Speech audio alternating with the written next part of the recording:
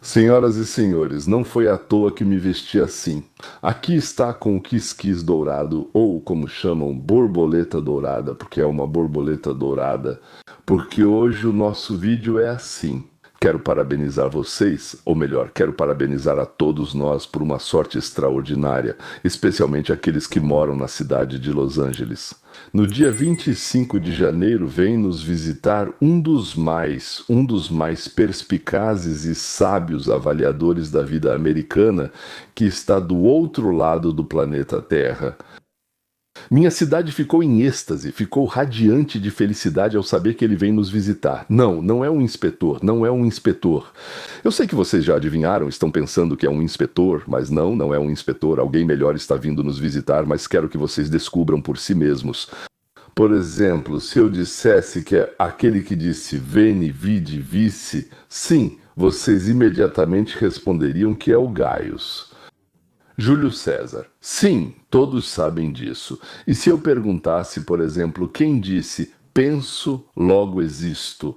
Bem, sem dúvida todos que estão me ouvindo diriam René Descartes do mesmo jeito. Todos. Ao ouvir as palavras eleitores do Trump, pessoas pobres, doentes, com uma velha na cabeça, imediatamente diriam que é o Portnikov. Bem, o único radiante, calmo, sábio, justo Vitali Portnikov. Por que você vai perguntar, ele vem? Sim, por que você vai perguntar, ele vem? Em primeiro lugar, é falta de educação perguntar, ele quer e vem, e em segundo lugar, ele quer dizer na nossa cara. Bem, quem tem bobagem, ferida, não bobagem, ferida, ferida, isso é outra coisa. Com a ferida na cabeça dizer que nós somos um lixo, assim mesmo, na cara, Venebedevitsa. Isso, claro, também é sobre Portnikov, aliás, foi sobre ele que Guy falou. Bem, previu a chegada de Portnikov a Los Angeles, veio, viu, pegou o dinheiro, foi embora. E quanto ao Descartes, então, cogito, ergo, eu mesmo tenho certeza de que isso está completamente errado. Eu disse, existo quando recebo dólares americanos, isso também é sobre ele, mas Vávika é mais legal do que ergo eu mesmo. Ou então, Venebemoça, la moça, não entendo sobre o que ele fala. O que quer dizer essa palavra sábia, Vávika? Isso significa, bem, se você simplesmente se aproximar dele, ferida, também significa abscesso, úlcera e crosta, sim, crosta, e claro, defeito, ou seja, falta. Portnikov disse isso sobre todos nós. Uma pessoa que tem uma ferida pode ser chamada, bem, se não esconder os sentimentos, sim, um filho da mãe purulento. Acredito que Vitali Dovarish, sendo muito culto, desejava um casamento para nós. Você pode dizer, bem, para aqueles que votaram no Trump, que nós somos uns filhos da mãe purulentos? Sim, mas devido à sua delicadeza inata, ele usou uma expressão mais suave, dizendo que temos uma ferida na cabeça e não aquilo que, claro, ele realmente queria dizer.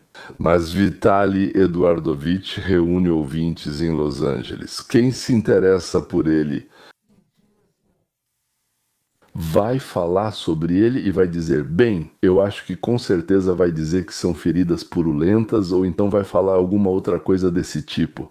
Aliás, para quem se interessa, no Centro Cultural Ucraniano Stepan Banderi, dia 25 de janeiro às 19 horas, não sei o endereço, mas vocês podem descobrir, seus malditos. Então estão convidados a ouvir esta e outras declarações sábias e notáveis do autor do livro A Mãe de Deus na Sinagoga. Não estou brincando, esse é o livro favorito dele, pelo que entendi. Vitali Eduardovich, ele perdeu o financiamento, quer dizer, o apoio, esse canalha podre aí.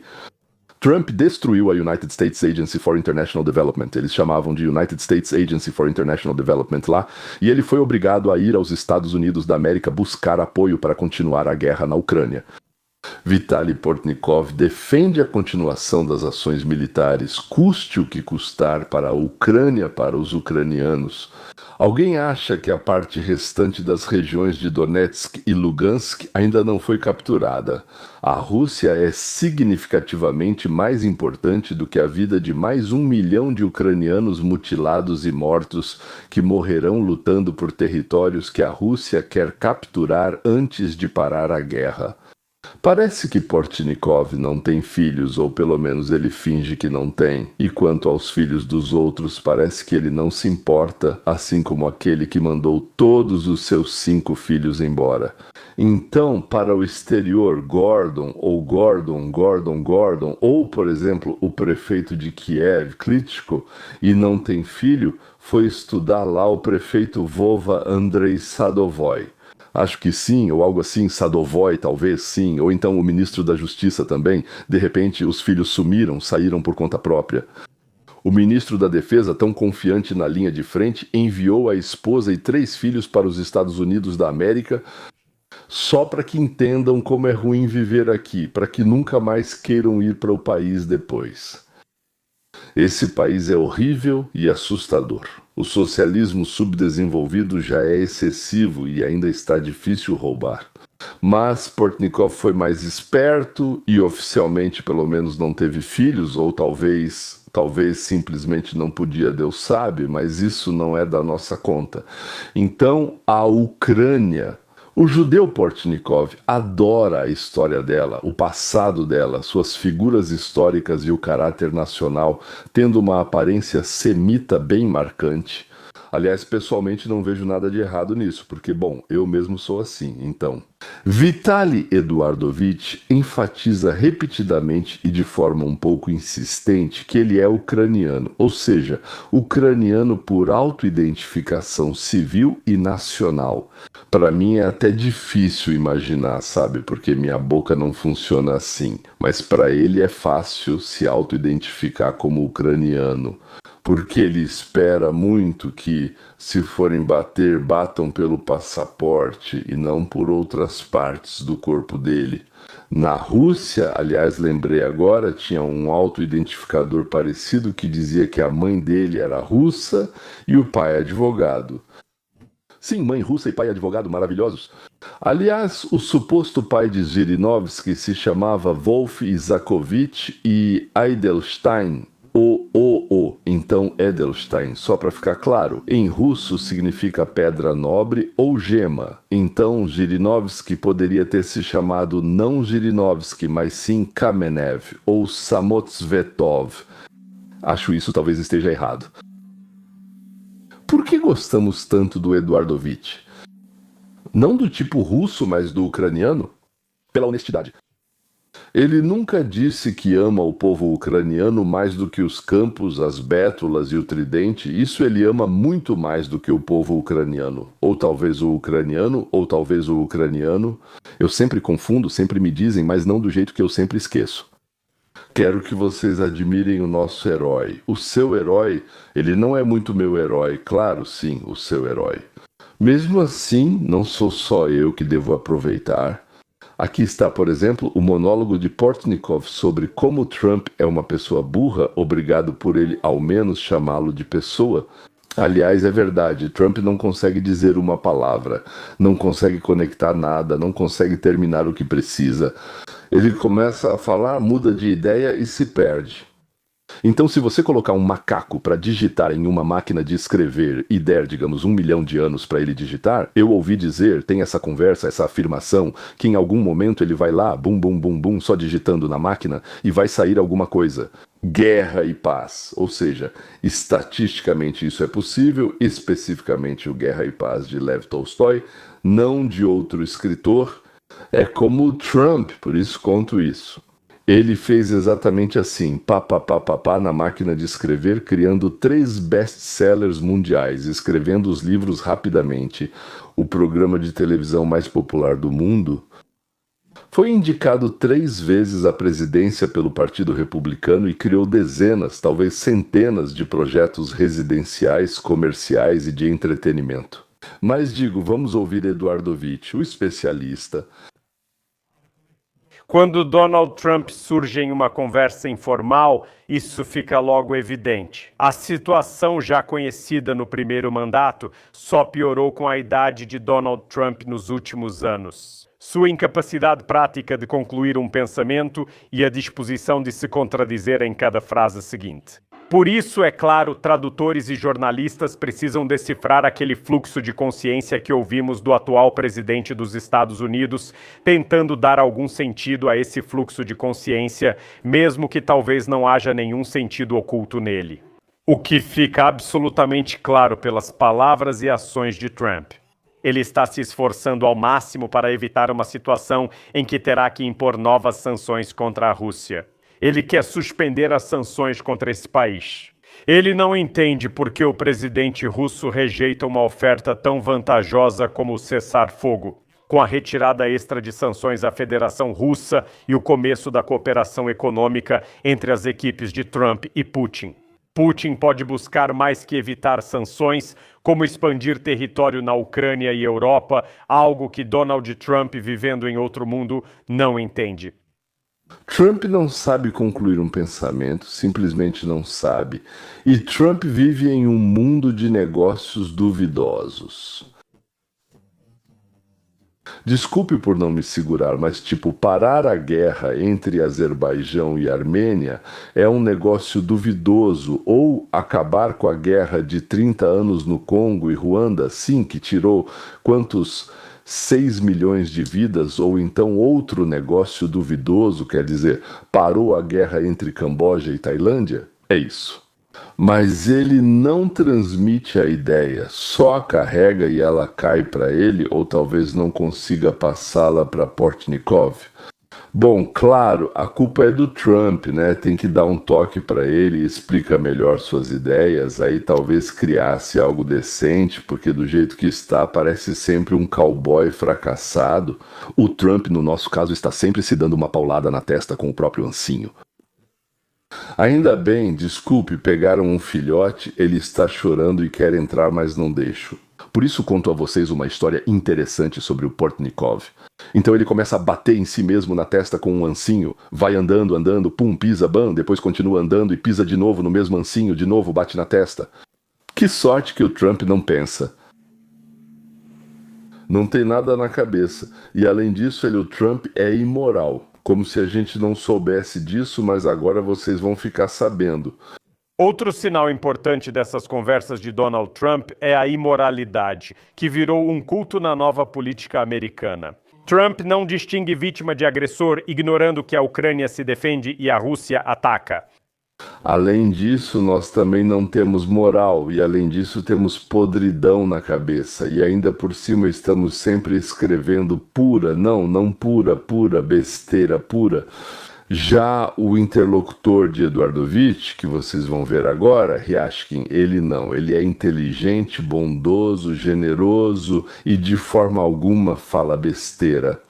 Olha, todos usamos o X, antigo Twitter. Vocês nos Estados Unidos da América mais, nós menos. Mas o que vemos ao abrir o X agora? Inúmeros tweets sem sentido de Trump, Musk, ultradireitistas e pós-fascistas cheios de besteiras. Sim, às vezes isso é misturado com outras coisas, mas essa é a principal tendência. E é claro que isso afeta mentes infantis e imaturas como uma droga. Mentes imaturas. Mentes imaturas somos eu e você, ou você e eu. A principal tendência é os Estados Unidos se tornarem um estado pós-fascista. Bortikov veio aqui para ganhar dinheiro, bom, traduzindo, veio para fazer grana nesse tal de estado de tendência pós-fascista, de tipo pós-fascista. Aliás, o que é isso mesmo?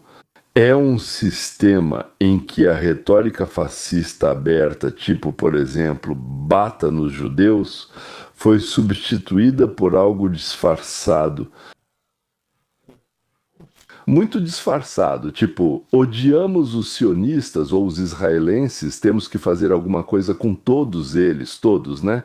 Ou então, ao invés de dizer somos fascistas, vamos nos disfarçar, nos chamar de antifascistas e inventaram um nome Antifa, mas nós mesmos sabemos que somos fascistas, certo? Pois é.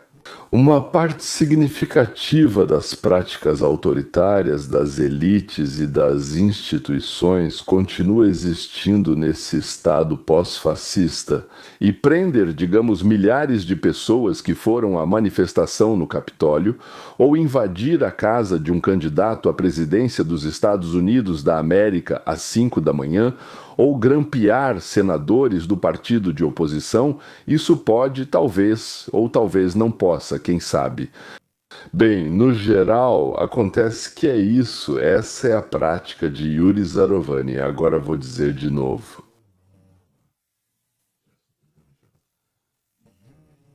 Yuri Zarovani, isso mesmo, Yuri Zarovani. Como escreve a Enciclopédia Britânica, intimidação da população, intimidação juridicamente formalizada da população, não aqui, não ali, mas juridicamente sim. Ou seja, o que nós, digamos, republicanos, esses Make America Great Again, fazem o tempo todo, certo? Então, na verdade, senhores, o que nós, digamos, o Partido Democrata dos Estados Unidos da América é quem faz isso. Mas Eduardovich está certo, é isso que ele quer dizer. Ou seja, os californianos ingênuos pagarão pouco, mas os construtores lucrarão. Como se eles estivessem arrecadando doações para caridade e os ucranianos geralmente desviam essas doações para caridade. Ou seja, os dólares que chegam daqui, mas para ser sincero, eles não desviam só dólares, eles também desviam euros, libras e até shekels, não tem vergonha. Se aparecer, eles desviam, não é só dólar, qualquer coisa que aparecer, eles desviam. Acontece que, aliás, o meio louco Biden, que nem lembra o nome da própria esposa, ficou do lado da Ucrânia e lutou em sonho, eu acho, mas lutou contra o abuso de Putin. Ele ficou como uma muralha, é verdade. Esqueceu de dar as armas, mas isso foi por esquecimento. Ele queria e esqueceu, mas mesmo assim lutou. O importante sobre Biden é que ele disse não para Putin, especialmente em 2022, quando Putin apresentou aquelas mesmas condições de segurança, como você deve lembrar. Biden respondeu com um não categórico e realmente ajudou a Ucrânia, permitindo que o Estado ucraniano continuasse existindo. Esse é o grande legado histórico de Biden, um dos maiores presidentes dos Estados Unidos da América do século XX, e claro, ficará Joseph Biden, e Donald Trump só permanecerá se realmente iniciar a Terceira Guerra Mundial, sendo o último presidente dos Estados Unidos da América. Se o mandato dele for tranquilo, será esquecido com o tempo. Biden é um dos maiores presidentes da América. Não sei se devo rir ou chorar, mas não dá, Eduardovich, para enfiar tão fundo assim. Como dizemos aqui, não se deve lamber as botas de ninguém, nem do Partido Democrata favorito, mesmo sendo pago por isso.